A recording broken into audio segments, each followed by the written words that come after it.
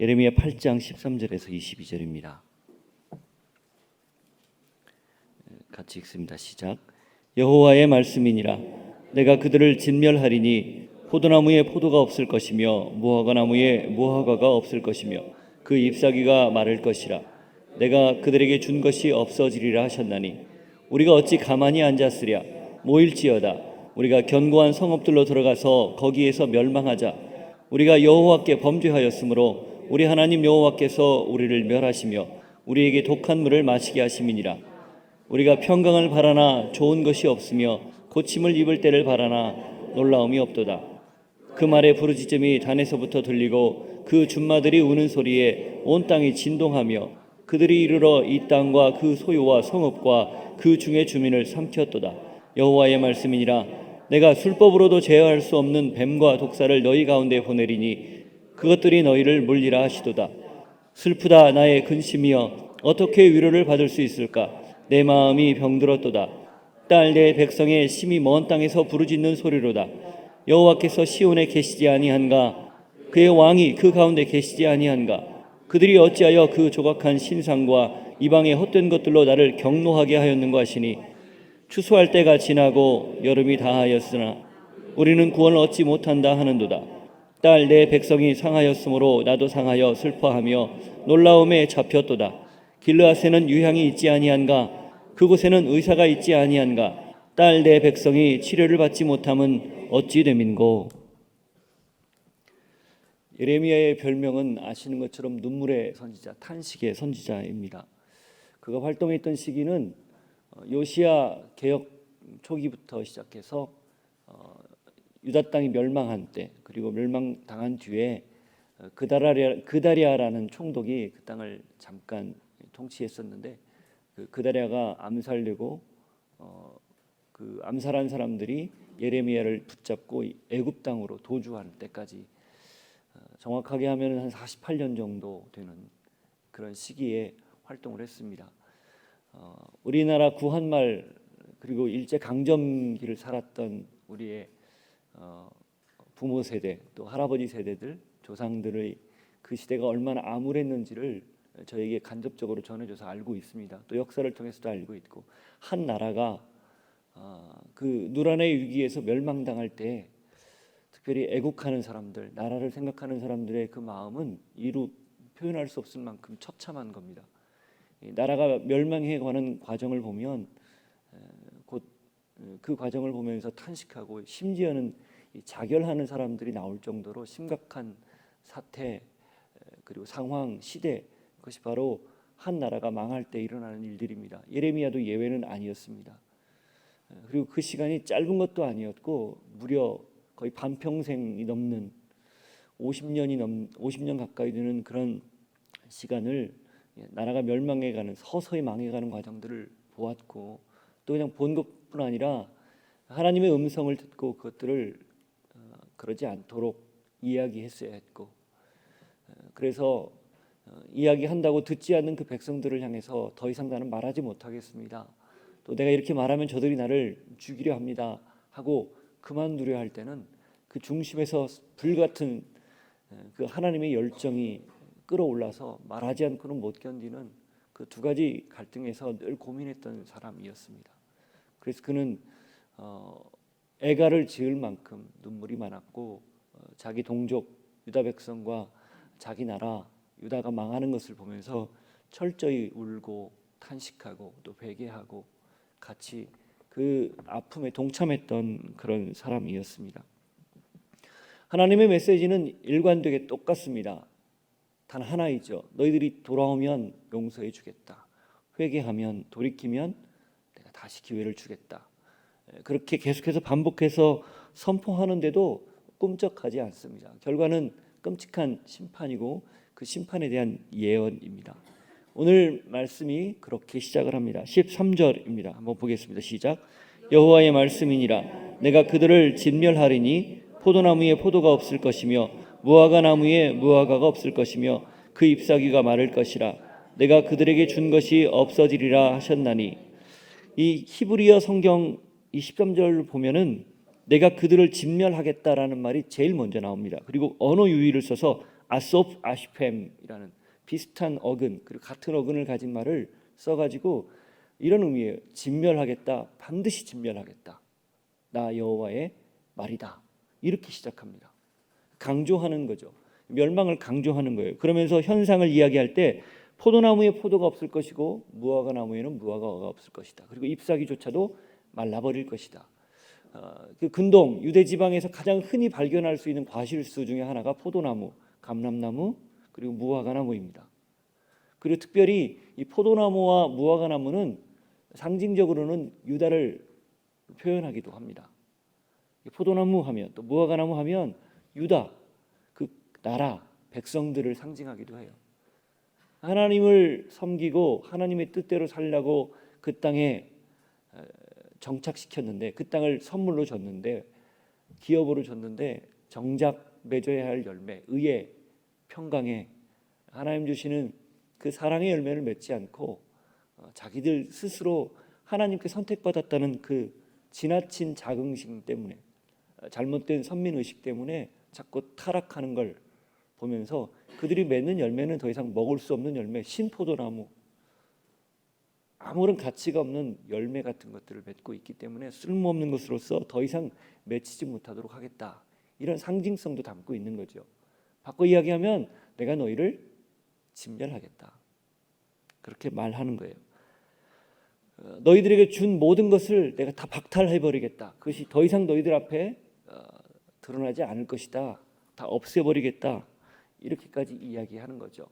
이런 말을 지금까지 계속 들어왔지 않습니까? 그런데 그들의 반응이 기가 막혀요. 14절부터 16절까지 한번 읽어보시죠. 시작. 우리가 어찌 가만히 앉았으랴 모일지어다. 우리가 견고한 성읍들로 들어가서 거기에서 멸망하자. 우리가 여호와께 범죄하였으므로 우리 하나님 여호와께서 우리를 멸하시며 우리에게 독한 물을 마시게 하심이니라. 우리가 평강을 바라나 좋은 것이 없으며 고침을 입을 때를 바라나 놀라운 뿐이로다. 그 말의 부르짖음이 단에서부터 들리고 그 준마들이 우는 소리에 온 땅이 진동하며 그들이 이르러 이 땅과 그 소유와 성읍과 그 중에 주민을 삼켰도다. 이 예레미야의 경고 그리고 국제 정세 여러 가지를 보면서 이들도 알고 있었어요. 그 16절에 나오는 말의 부르짖음이 단에서부터 들렸다. 이 단은 유대 지경, 이스라엘 지경의 맨 북쪽이에요. 그 끓는 가마 환상을 봤잖아요. 북쪽에서부터 이렇게 기울어져 가지고 그것이 자기 쪽으로 흘러오는 것. 그게 바벨론의 침공을 의미하거든요. 바벨론의 침공 루트가 북쪽으로부터 내려오는 거예요. 다메섹에서부터 아람 지역을 점령하고 이렇게 내려오거든요. 왕의 대로를 따라서. 그걸 알고 있었던 거예요. 단부터 침략이 온다는 걸 알고 있었어요. 그 소리가 들리는데 그리고 역사적으로 그런 일들이 반복되었기 때문에 알고 있는데 꼼짝도 하지 않는 거예요. 심지어는 그 말발굽 소리가 얼마나 강력한지 마치 땅이 진동하는 것처럼 어마어마한 군대의 규모가 그들에게 느껴지는데 그런 국제 정세인데 그들이 그리고 그로 인해서 성과 주민들이 다 엎드러질 것이고 삼켜질 것인데 멸망당할 것인데도 이렇게 얘기해요. 어찌 가만히 앉았으랴 모여라. 우리가 견고한 성읍들로 들어가서 거기에서 차라리 죽자 이렇게 이야기하는 거예요. 이 옥쇠라는 말이 있죠. 구슬을 깨트리는 거. 그게 이제 어떤 그 명예로운 죽음을 뜻하거든요. 나라를 지킨다든지 아니면 충절을 지키기 위해서 스스로 자결하는 거 이런 표현을 쓰잖아요. 그래서 제가 여기 이걸 보는데 이 사람들이 옥쇠하려고 했구나. 근데 웃긴 거예요. 무슨 옥쇠예요 이게 무슨 의로운 죽음입니까? 어리석은 죽음이죠. 그 14절 후반부에 보십시오. 여호와께 범죄하였으므로 하나님 우리를 멸하시고 독한 물을 마시게 하셨다. 원인도 알고 이유도 알아요. 왜 이런 일이 벌어졌는지. 그러면 어떻게 하면 됩니까? 네, 하나님 앞에 일단 엎드리면 되는 거예요. 예레미야가 그렇게 이야기하는 대로 수많은 거짓 선지자들이 가짜 평화를 외치고 괜찮다라고 말하지만 진실한 하나님의 음성을 선포하는 예레미야의 음성을 듣고 엎드렸으면 됐어요. 그리고 실제로 유다 역사에 이런 일들이 꽤 많이 있었습니다. 대표적인 것 두 가지를 좀 볼게요. 역대하 20장 3절 4절을 한번 찾아보겠습니다. 이게 진짜인지 가짜인지 역대하 20장 3절과 4절 같이 읽습니다. 시작. 여호사밧이 두려워하여 여호와께로 낯을 향하여 간구하고 온 유다 백성에게 금식하라 공포하며 유다 사람이 여호와께 도우심을 구하려 하여 유다 모든 성읍에서 모여와서 여호와께 간구하더라. 1절을 보면 모압, 암몬 그리고 마온 사람들이 연합군을 펼쳐서 유다를 쳐들어왔어요. 그리고 그 대군이 너무너무 어마어마해서 감히 대적할 엄두도 못 내고 있었습니다. 그런데 그때 여호사밧이 어떤 대책을 세우는가? 각 지파별로 사람들을 모아라. 그리고 우리가 싸울 만한 사람들을 계수해서 그리고 전열을 갖춰서 견고한 성읍들을 쌓고 거기에서 항전하자. 이렇게 이야기하지 않았다는 거예요. 어떻게 합니까? 여호와께로 낯을 향하여 곧 하나님을 바라보고 도움을 청했다 그 말이죠. 그리고 백성들을 독려해요. 같이 와서 기도하자. 같이 와서 하나님께 매달리자. 그 결과는 우리가 아는 것처럼 브라카 골짜기에서 그들끼리 자충수를 일으켜서 자중질환이 일어나서 하나님의 도우심으로 그들이 한 방에 무너지고 여호사밧이 승리하는 내용입니다. 12절에 이런 표현이 있어요. 우리 하나님이여 그들을 징벌하지 아니하시나이까. 우리를 치러오는 이 큰 무리를 우리가 대적할 능력이 없고 어떻게 할 줄도 알지 못하옵고 오직 주만 바라보나이다. 이게 역사적으로 그들의 역사에 기록되어 있었던 내용입니다. 그러면 그때는 가능하고 그러니까 여호사밧 때는 가능하고 여호야김 때 곧 예레미야가 활동하던 때는 안 될까요? 그게 우리의 문제예요. 한 군데 더 보죠. 역대하 32장입니다. 머지않은 과거에 있었던 일이에요. 히스기야 때 있었던 일입니다. 32장 20절부터 22절 같이 읽습니다. 시작. 이러므로 히스기야 왕이 아모스의 아들 선지자 이사야와 더불어 하늘을 향하여 부르짖어 기도하였더니 여호와께서 한 천사를 보내어 아수르 왕의 진영에서 모든 큰 용사와 대장과 주유관들을 멸하신지라. 아수르 왕이 낯이 뜨거워 그의 고국으로 돌아갔더니 그의 시내 전에 들어갔을 때에 그의 몸에서 난 자들이 거기서 칼로 죽였더라. 이와 같이 여호와께서 히스기야와 예루살렘 주민을 아수르 왕 사네립의 손과 모든 적국의 손에서 구원하여 내사 사면으로 보호하시매. 같은 평행본문 열왕기를 보더라도 같은 내용이 기록되어 있어요. 이사야와 대화를 주고받으면서 하나님께 매달리고 그리고 결국 히스기야가 거의 손 하나 쓰지 않고 똑같이 그들끼리 자중질환이 일어나서 자기들끼리 죽습니다. 그리고 사네립은 부끄러워서 낯이 뜨겁다는 말은 부끄러워서 창피해서 급히 귀국을 해요. 그리고 자기들 신전에 들어갔다가 아드렛멜렉과 살레셀인가요? 그 자기 몸에서 난 자들에 의해서 암살당해요. 하나님의 방법이었습니다. 히스기야 때 가까운 과거에 있었던 일이에요. 자, 그러면 이런 질문을 할까요? 여호사밧과 히스기야는 그래도 소위 말하는 선왕 아닙니까? 괜찮은 왕. 하나님 앞에 제대로 살려고 애썼고 기도했던 사람이었지 않습니까? 그러니 들어주시죠. 그런데 이 예레미야 시대는 너무 소망이 없던 시대 아닙니까? 여호야김 같은 그 악랄한 왕, 자기 부왕이 20년 가까이 종교개혁을 해서 다 없앴던 산당과 우상들을 불과 몇 년 안에 다시 그 나라에 자행시킨 장본인 아니에요. 누가 그걸 들어줘요? 라고 생각할 수 있죠. 그래서 하나를 더 찾아봤어요. 열왕기상입니다. 21장. 북왕국 시대의 악한 왕. 여러분, 북왕국은 두 가지 종류의 왕만 있어요. 악한 왕과 더 악한 왕. 이 중에 더 악한 왕에 해당되는 사람 대표 주자예요. 21장 27절 이하 29절까지 시작. 아합이 이 모든 말씀을 들을 때에 그의 옷을 찢고 굵은 배로 몸을 동이고 금식하고 굵은 배에 누이며 또 풀이 죽어 다니더라. 여호와의 말씀이 디셉 사람 엘리야에게 임하여 이르시되 아합이 내 앞에서 겸비함을 내가 보느냐? 그가 내 앞에서 겸비함으로 내가 재앙을 저의 시대에는 내리지 아니하고 그 아들의 시대에야 그의 집에 재앙을 내리리라 하셨더라. 가장 악한 왕 중에 하나였던 아합이 이 나봇의 포도원 빼앗은 사건 때문에 이 엘리야로부터 지적을 받고 또 악한 행위를 지적을 받고 하나님 앞에 회개했다는 내용이에요. 어떻게 이런 일이 가능할까? 그런데 더 기가 막힌 건 하나님이 이 사실을 보고 엘리야를 불러서 하는 얘기예요. 아합이 내 앞에서 겸비함을 네가 보니? 야, 걔 대단해지지 않았니? 내가 용서할 거야. 네가 뭐라고 해도 내가 걔 용서할 거야. 이렇게 말하는 거예요. 예레미야 시대에도 동일했다고 저는 믿습니다. 중요한 건 설마 하나님이 이런 일을 하시겠어 라고 생각했던 그들의 잘못된 판단이었어요.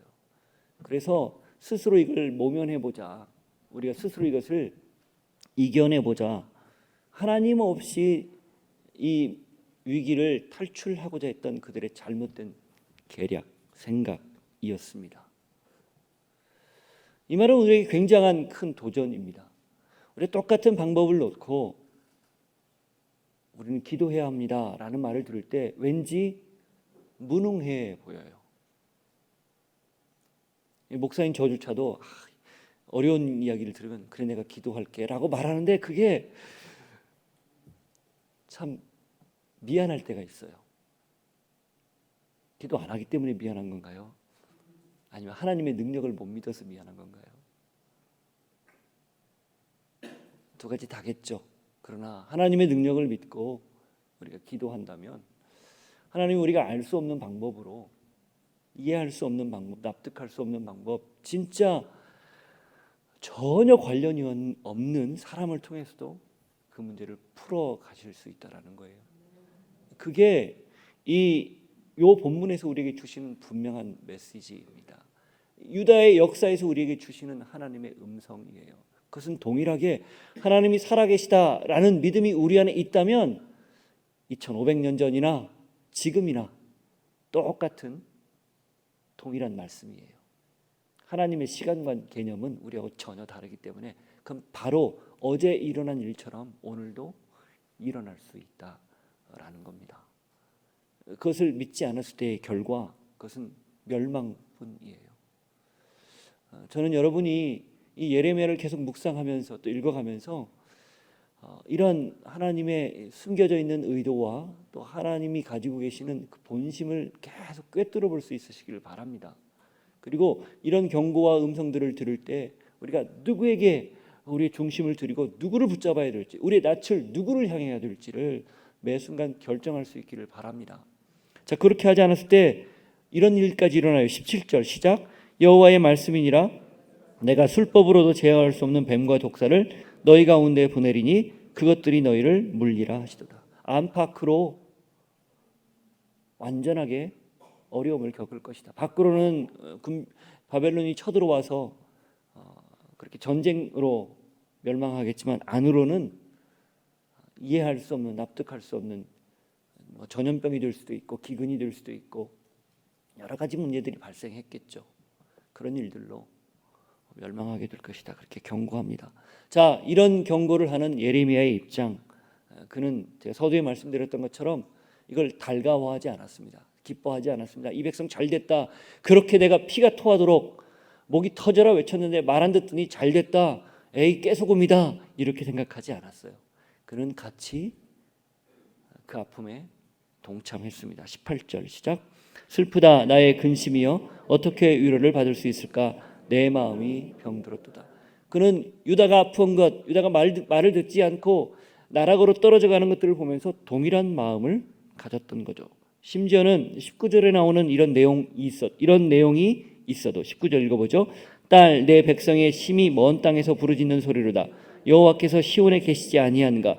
그의 왕이 그 가운데에 계시지 아니한가? 그들이 어찌하여 그 조각한 신상과 이방의 헛된 것들로 나를 경노하게 하였는고 하시니, 이들이 나중에 멸망당해서 먼 나라로 잡혀가는 것을 본 거예요. 예언으로 들은 거죠. 그런데 거기에서 그들이 뉘우치기는커녕 하나님이 더 이상 이제 시온에 안 계시는구나, 하나님이 그 자리에 계시지 않기 때문에 우리가 멸망당했구나라고 원망한다는 거예요. 처벌을 받으면 혹은 그로 인해서 마지막 최종 판결을 받으면 보통은 뉘우치기 마련입니다. 자기 잘못을 깨닫기 마련이에요. 그리고 그 깨닫는 것을 통해서 다시 새로 시작하려는 마음이 일반적인 양심이에요. 그렇죠? 그런데 이들은 포로로 잡혀가서도 얼마나 완악한지 안 한다는 거예요. 그럴지라도 그럴지라도 나는 내 백성 때문에 마음이 아프다. 심지어는 그들이 신상과 이방의 헛된 것들로 하나님을 경노하게 그렇게 해도, 그런 패역한 짓을 해도 나는 마음이 쓰리다. 이렇게 이야기하는 거예요. 20절도 읽어보죠.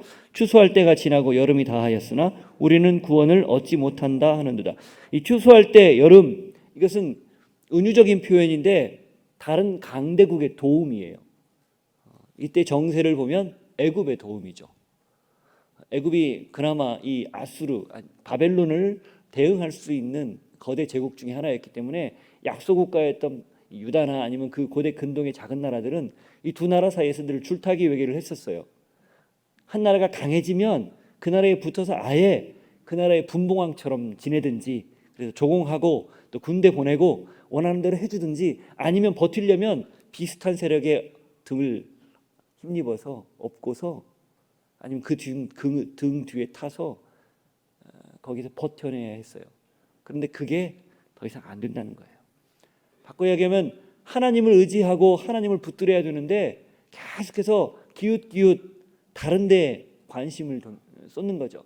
도울 힘이 없는 인생들, 군병들, 마병들 의지하지 말고 오직 여호와만 의지하라고 하나님이 그렇게 반복해서 얘기했는데, 자꾸 보이는 군사력, 외교력, 가지고 있는 힘에 의지하려고 하는 것, 그런데 그것조차도 더 이상 소망이 없는 상황, 그런 상황을 이야기하는 거예요. 그럼에도 불구하고, 그렇게 엉뚱한 데를 바라보면도 불구하고 나는 그들에 대한 마음이 동일하게 긍휼한 마음이 있다, 이런 표현이에요. 22절 한번 읽어보죠.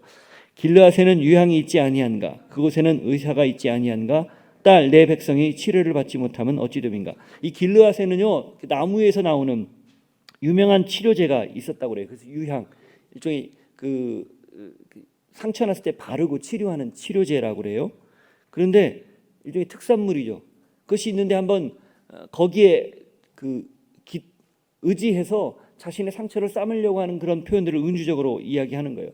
당연히 의사도 있었겠죠.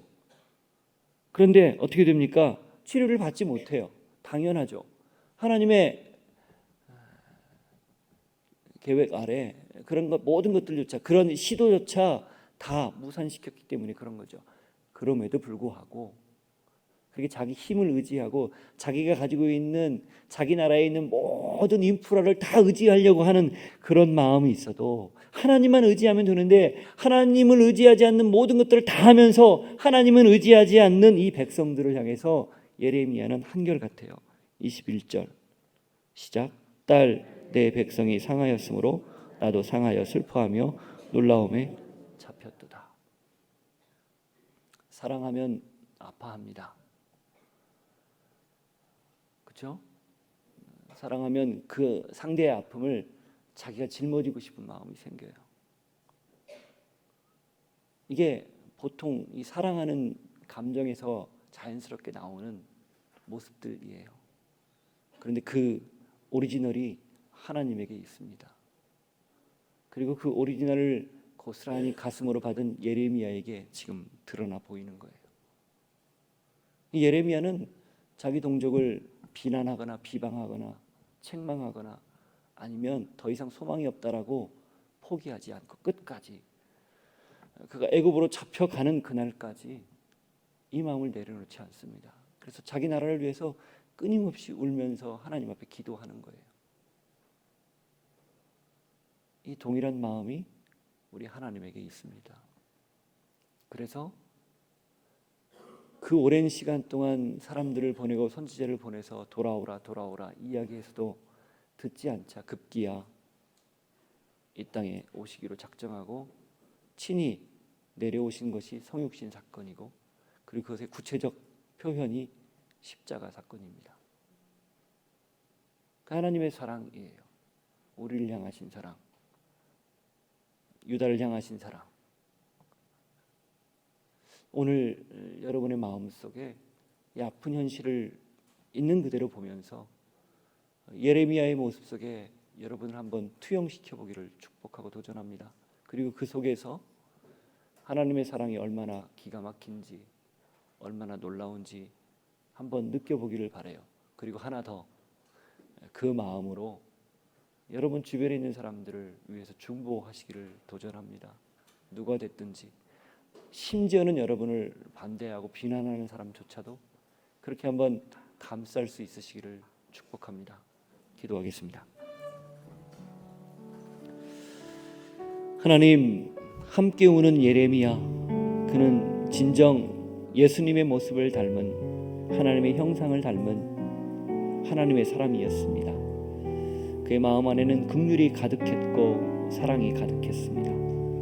하나님의 마음을 담아 멸망을 선포하지만 그 이면에는 뜨거운 눈물이 있었습니다. 안타까운 눈물이 있었습니다.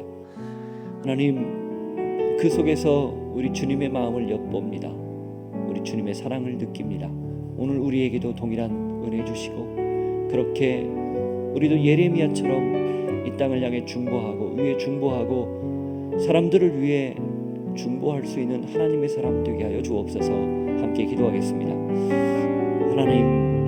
하나님을 의지하는 것, 하나님을 바라보는 것, 그것이 우리의 힘이요 능력이 되게 하여 주옵소서.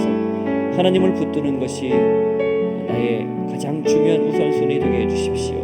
그리고 그 안에서 하나님을 붙잡게 해주시고 놓치지 않게 해주시고 하나님의 마음을 깨닫게 해주십시오. 하나님, 동족의 아픔을 자신의 아픔으로 동일시하며 함께 울고 함께 탄식했던 예레미야처럼 오늘 우리도 이 시대를 향해서 함께 울며 탄식하며 기도할 수 있는 사람 되게 하시고, 우리의 다음 세대와 하나님 내 주변에 있는 사람들을 위해서 그렇게 하나님 앞에 엎드릴 수 있는 당신의 귀한 백성들 되게 하여 주옵소서.